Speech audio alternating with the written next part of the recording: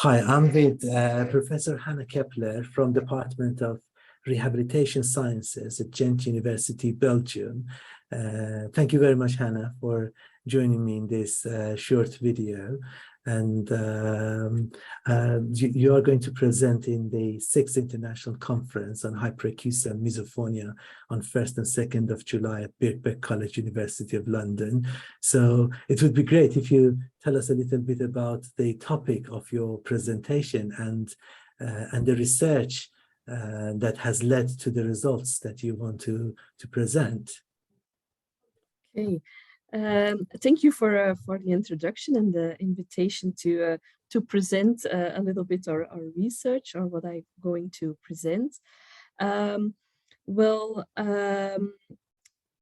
We translated the Hyperacusis Impact Questionnaire that was developed in English, and we translated it to Dutch.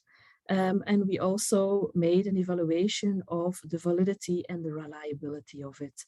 So first we started with a forward-backward translation procedure with pre-testing, and then we evaluated the reliability and the validity in 25 subjects with complaints of hyperacusis and gender and age matched control group.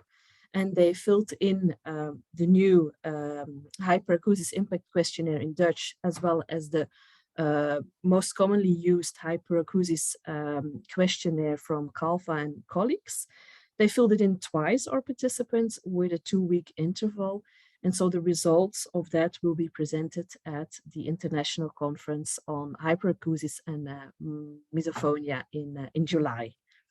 We will also discuss a little bit the applicability of questionnaires within hyperacusis assessment to have a little bit of an understanding about the implications for clinical and research practice.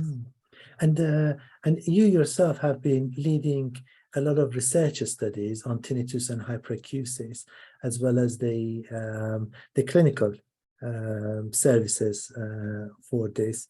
So, and are you doing any, in terms of the interventions for hyperacusis, are there anything that you do that you might also mention in your talk, or if you tested the questionnaires before and after any of your interventions for people with hyperacusis? Well, we have a tinnitus clinic where we do mostly the assessment of tinnitus and hyperacusis. So we regularly use the hyperacusis questionnaire and measure the uncomfortable loudness levels. But we found that the hyperacusis questionnaire was very limited.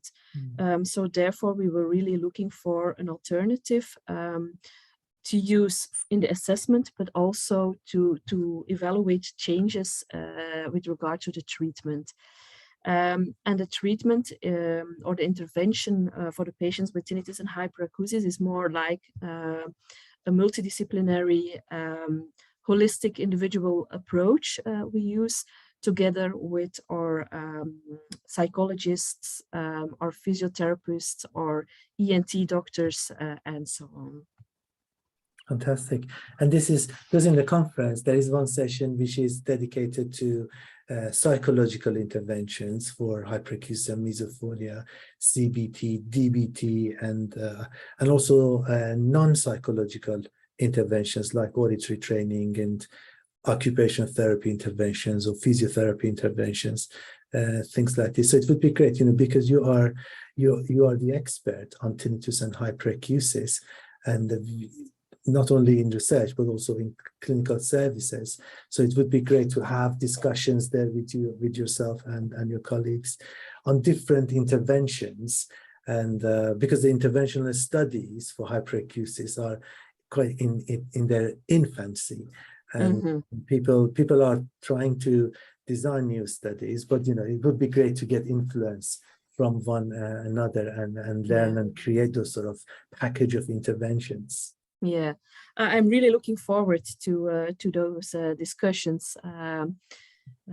Because myself, I do some intervention, 1 or 2 sessions, and then we see how far we can go with the patient. So it would be very interesting to see how others do it in practice, and what experiences they have. Looking forward to it. Yes, me too. Thank you very much. I look forward to hear about your questionnaire and also the intervention methods during the discussions and to learn from you. Thank you. Very much.